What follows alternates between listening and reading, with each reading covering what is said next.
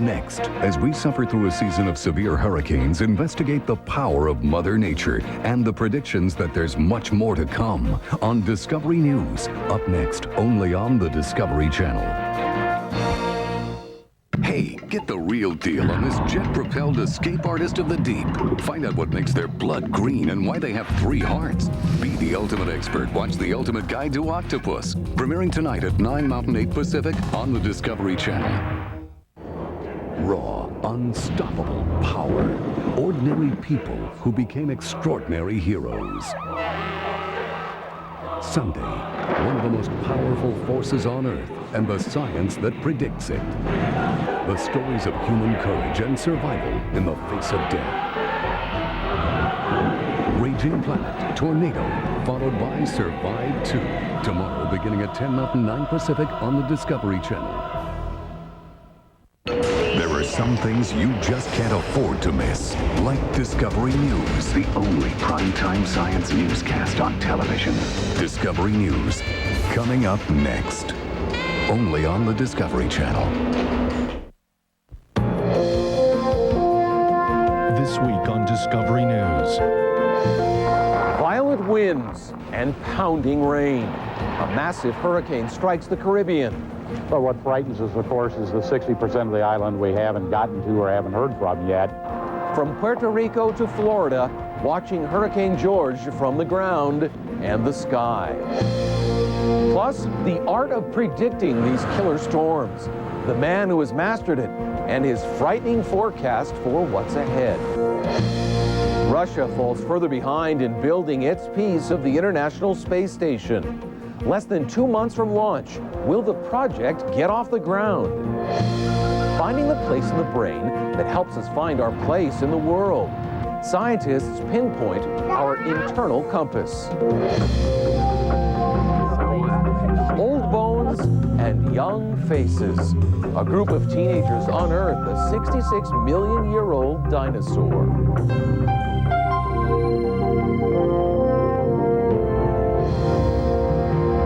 From the Discovery Channel and ABC News. Discovery News with Steve Avison. Welcome to Discovery News. In Puerto Rico, they're calling it the worst storm in 70 years. Hurricane George has left a wide trail of destruction in the Caribbean before heading toward Florida. The storm pounded Puerto Rico, then the Dominican Republic, Haiti, and Cuba, killing hundreds of people and causing billions of dollars in damage.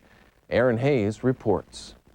Hurricane George slammed into Puerto Rico on Monday and in less than 24 hours had devastated the island. Our very initial survey of about 40% of the island made it look like about 15,000 families with really serious damage. But what frightens us, of course, is the 60% of the island we haven't gotten to or haven't heard from yet. George blew straight across Puerto Rico with wind gusts reaching 150 miles an hour. At least 20 people were killed. More than 20,000 remain in shelters. The entire island was left without power, and 80% of the residents have no running water. Life on the island is nearly at a standstill.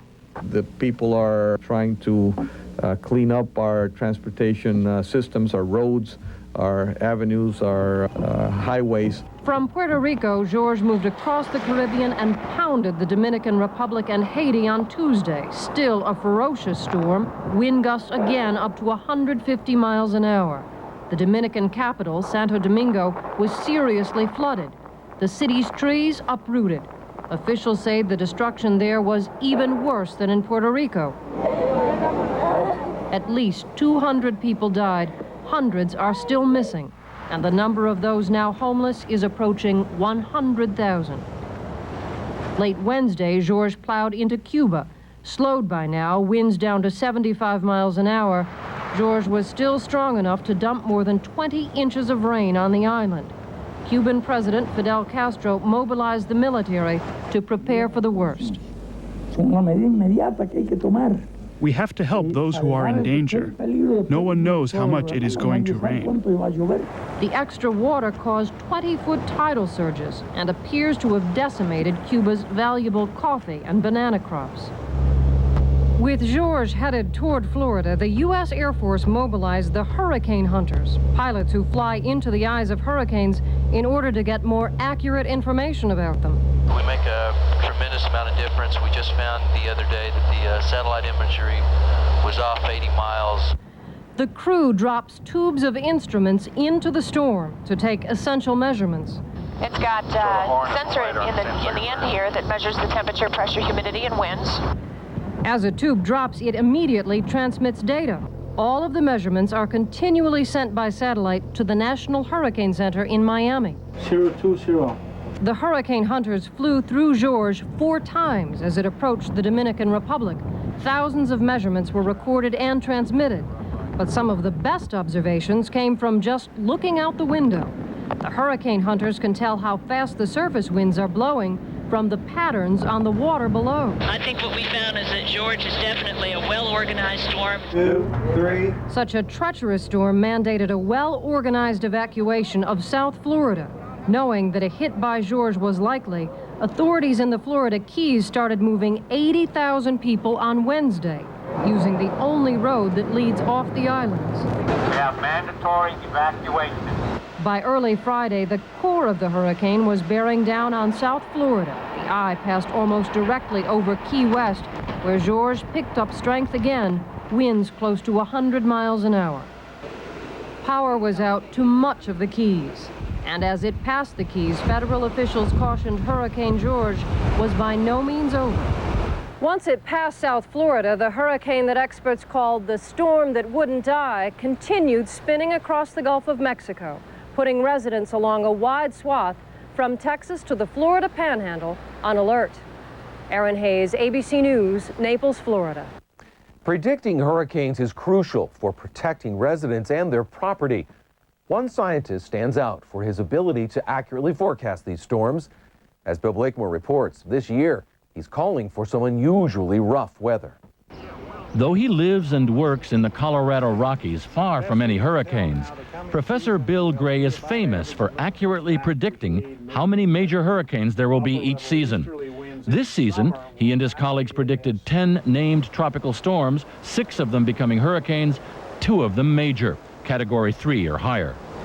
But beyond this season, says Gray, in fact, for the next couple of decades, we'd better get ready for much more of this than we've had.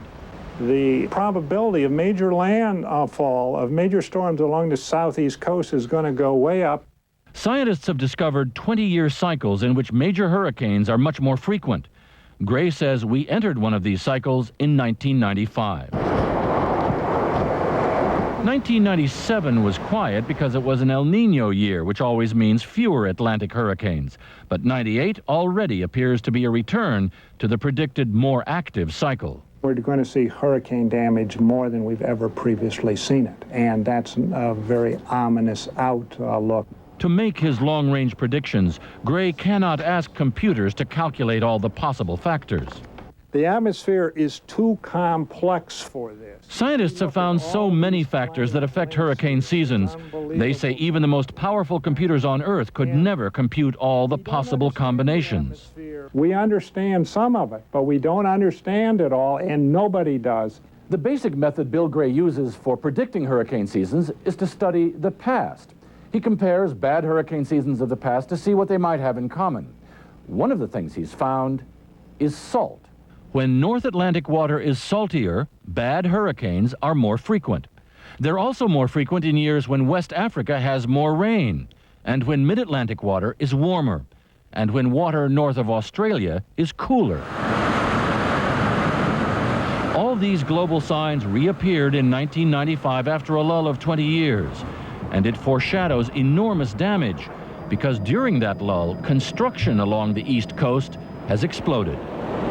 There's been such a buildup of people and property values along the coast. Florida is a sitting duck. For example, if the 1926 hurricane that hit Miami did so today, it would do an estimated $60 billion damage. Already we've seen Hurricane Andrew in 1992, which missed Miami by 20 miles, do nearly $30 billion in damage. It resulted in so many insurance claims that many insurance companies went out of business. And if Gray is right and we get such storms more frequently, if we had, 2 or 3 or 4 of these storms in a 4 or 5 year period, it would seem that the insurance industry would be very badly crippled by this. At 6, 106, 126. In fact, the insurance industry is so frightened by all this, some companies are beginning to sell hurricane futures. As with soybeans and other commodities, investors bet on future weather, promising to underwrite insurance of the areas they're covering. We can see the transference of many millions of dollars in risk from one party to another. On some markets, investors buy hurricane futures literally by zip code and limit their risk by buying in several zip codes located far apart from each other, since it's extremely unlikely that more than one would be hit. More hurricane insurance futures are expected to go on the market, given Professor Gray's prediction. I believe that the greatest natural hazard facing the U.S. is landfalling major hurricanes along the southeast coast. For the next couple of decades, says Gray, coastal property owners and their insurance companies should batten down the hatches. Bill Blakemore, ABC News, Fort Collins, Colorado. When we come back, building the largest laboratory in space. Russia falls behind in construction and threatens the success of the International Space Station. The map inside our minds. Scientists figure out how human beings find their way around the world. And the ultimate school field trip. Students dig for dinosaurs in Montana and make some surprising finds. This program is brought to you in part by Acura, introducing the new 1999 TL Luxury Performance Pick 2. I should have listened to my mother. When you're lost, the Acura TL can help. Destination on the left. There's gotta be a place that's still open. Now. Yes, there.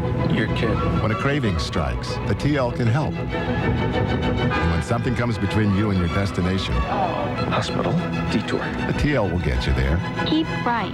Introducing the new TL with the satellite-linked navigation system from Acura.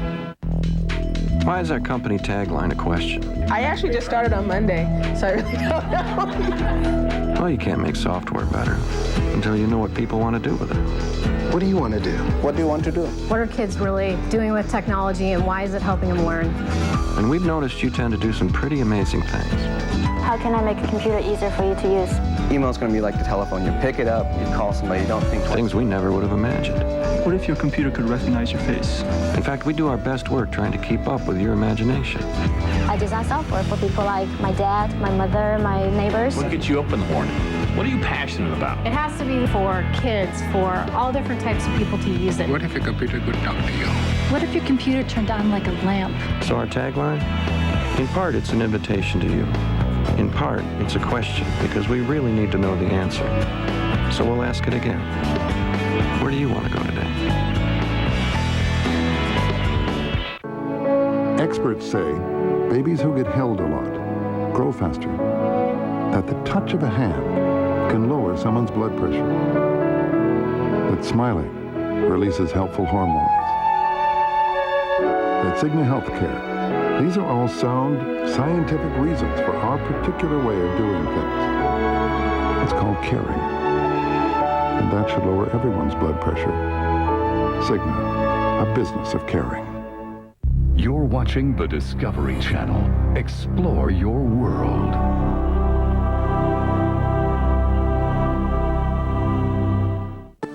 As cyber bandits await open back doors, high-tech Crime Stoppers are hot on the trail. They can't match your infrared. A closer look at how technology is securing our future on Sidetrack. Monday at 10 Mountain, 9 Pacific on the Discovery Channel.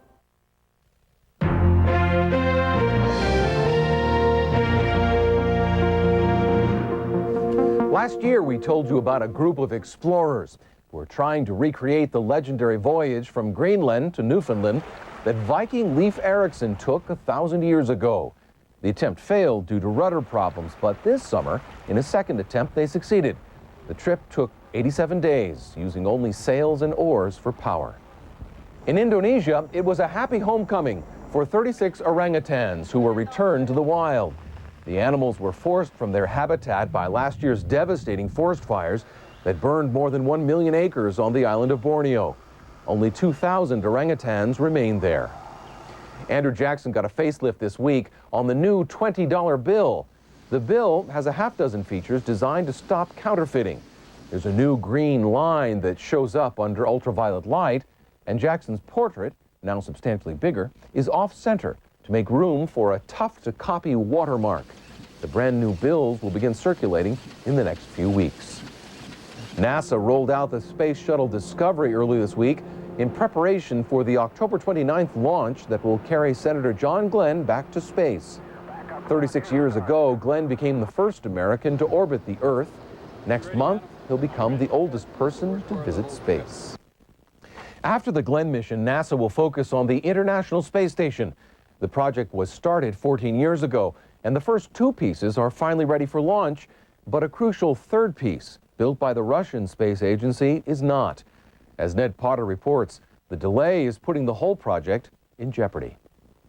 At £1 million, it is billed as the biggest orbiting laboratory ever, humanity's first cautious step toward the colonization of space. But the International Space Station has hit crunch time big time. Its first component is scheduled for launch in November, less than 2 months away. A space shuttle is supposed to attach a second piece in December. NASA's ready, but its biggest partner, the Russian Space Agency, is not. The Russian partnership has thrown this whole project into doubt. The Russians are building the service module, a 20-ton cabin where the space station's first inhabitants will live. Has the life support for the crew, has the command and control computers for the station until the U.S. lab arrives. It's also where the crew sleeps and where they exercise, where they're going to eat, so it's a very important element for stations. But the module isn't finished. This week, NASA asked Congress for $660 million to help keep the Russians going. The service module is really the heart of the station. Until it gets up there, the previous pieces can't really do much. Even if Congress does approve the cash infusion, the Russians cannot possibly finish the service module before next July, 3 months behind schedule. As the schedule to build this service module keeps slipping further and further into the future, everything else in the program is piling up. Launch is ready to go, modules ready to go, crews ready to go, but without a space station, they're all dressed up with no place to go. Critics challenge the wisdom of the current plan, launching the first 2 station components this year without knowing when the critical third piece will be ready. They may be stuck up there for up to a year before anything else happens, except possibly bad things could happen to them. So, or more delays could happen. NASA wants to decrease the odds of future problems by taking over some of Russia's responsibility for maintaining and resupplying the station. Altogether, the space agency wants an extra $1.2 billion for the project, bringing the total U.S. cost for building the space station to nearly $25 billion. The Russians don't live up to their promises. Every promise to deliver equipment, the Russians have missed. The Russian government should lead, follow, or get out of the way. Even supporters of the space station ask whether we should continue relying on the Russians for critical components of the project. But NASA insists that the Russians are needed because of what they learned from their own space station, Mir. I really think that their experience with hardware is one of the reasons we're going to succeed in ISS, because they've actually done it, not just on drawings and plans, but they've actually flown hardware. They know what it's like. You can't come home, you can't bring your space station down and fix it and fly it again. Starting Monday, NASA and the Russian Space Agency will hold a series of meetings to decide whether to stick with their current launch schedule. But no matter what course they select, Russia's problems virtually guarantee that America will go yet another year without a permanent presence in space. Ned Potter, ABC News. When we return, peering inside the brain to find out how we find our way. The new discovery that helps explain how humans remember the places around them. And learning by doing. High school students get a taste of what it's like to be a paleontologist. Did you make a difference today? What if you did? How would it make you feel? Bank of America. Put the future in motion. Could you retire today? What if you did? How can Bank of America help with what's ahead? Bank of America, put your future in motion.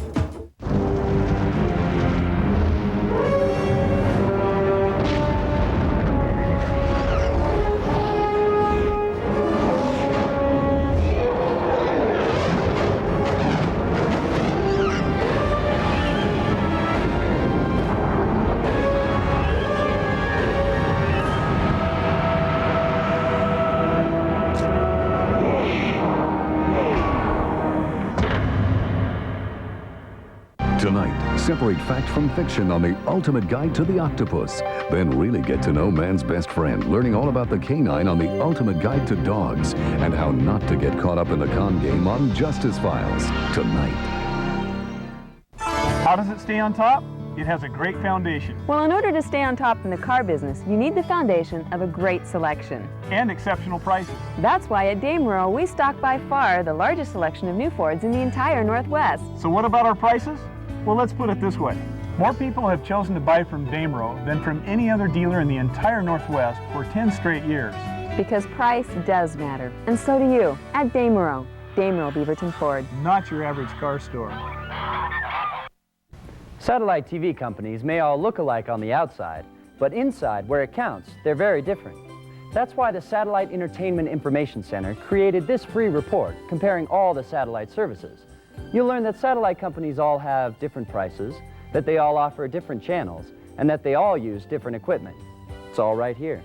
So if you find the idea of satellite TV appealing, but confusing, call toll-free 1-888-DISH-HELP to get this free guide.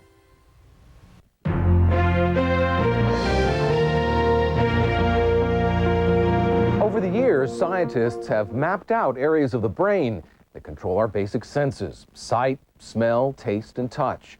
But now a team of researchers has discovered the roots of another human sense, one so fundamental we don't even realize we have it. It is the sense of place. Mark Mullen explains. What do we think of when we picture a place? A recognizable landmark? Colors and textures? Specific details? None of the above. A recent study suggests that what makes a place stand out in the mind is its shape, the lay of the land. We get a sense of place by calculating the broad outlines of the space around us. What we found in the study was a little piece of brain the size of a grape that carries out an incredibly specific function. The discovery was almost an accident. After they found a part of the brain involved in recognizing faces, the researchers found another that lit up whenever a subject looked at a picture of a place. Just look at those images attentively. In the experiments, subjects lay in an MRI machine while various pictures flashed on a screen above their chests. By changing the images, researchers could tell what it is about a scene that activates this part of the brain. It wasn't familiar details because people responded just as strongly to places whether they knew them or not. And it wasn't objects. A room full of furniture didn't generate any more brain activity than bare walls and a floor. Scientists believe the brain must be responding to the shape of the space itself. It does make a lot of sense. If you are, say, on the African savanna and you want to know where you are, you want to look at the things that are most consistent and the things that don't change. And the things that don't change are the lay of the land. This finding may explain some earlier research on infants. Those studies showed that toddlers rely solely on the shape of the environment to orient themselves. Unlike adults, they have not learned to look for landmarks and similar cues. I'm gonna hide the toy. I'm hiding it. In this experiment, a child is asked to find a toy that has been hidden in the corner of a square room. No problem. But after she is spun around a few times, she loses her bearings and can't find the toy. An adult would use the red wall as a landmark, but children haven't learned to do that yet. They rely only on the shape of the space around them. In this example, what they would use is things like the fact that there's a big flat space here and it's framed by walls on either side. In their latest experiments, the MIT researchers are trying to see how simple a scene can be and still activate the brain's place area. They're showing subjects extremely rudimentary scenes, like flat surfaces that extend into infinity, and model landscapes made from Lego. To me, it looks like it's hanging in midair, so it sort of defines some kind of space. The scientists are astonished to learn that a piece of the brain does something so basic. It's surprising to learn that the brain bothers to dedicate a whole big chunk to solving just this one little problem. And that, to me, suggests that this is a fundamental component of the mind.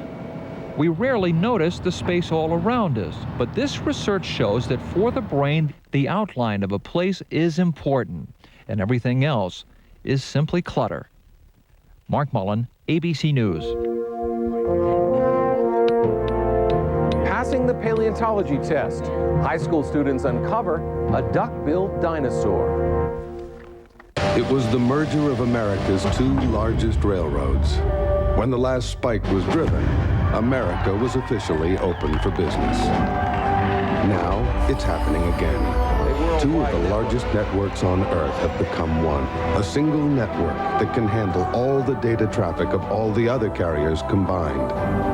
Introducing MCI WorldCom. Now the world is officially open for business.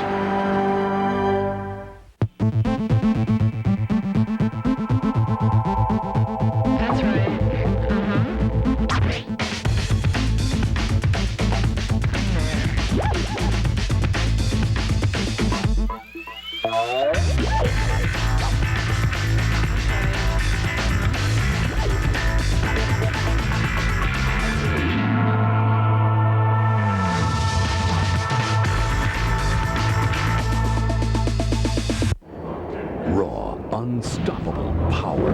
Ordinary people who became extraordinary heroes. Someday, one of the most powerful forces on Earth and the science that predicts it. The stories of human courage and survival in the face of death. Raging Planet, Tornado, followed by Survive 2. Tomorrow, beginning at 10 Mountain, 9 Pacific on the Discovery Channel. It's that time of year when students returning to classrooms must face the age-old academic question, what did you do on your summer vacation? Well, one group of kids from California came up with a prehistoric answer. Bill Redeker has their story. Near the Hell Creek rock formations of Montana, a group of high school students from the Webb Schools of California spent part of their summer reliving the past, digging up a 66-million-year-old dinosaur. How many people can say they come up and, dig rock and dig, fossils out of the rock for their vacations? It's definitely a vacation. Their summer project was to finish excavating the hadrosaur found last year by Sarah White and her brother Simon. This is going to weigh like 200 pounds at least. By professional standards, it was an exceptional discovery. They uncovered an entire intact leg and tail of a 30-foot duck-billed dinosaur.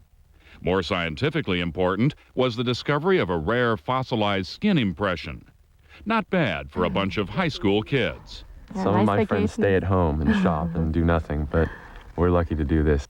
Webb is the only high school in the country with an accredited museum, and it has a groundbreaking paleontology program for its students.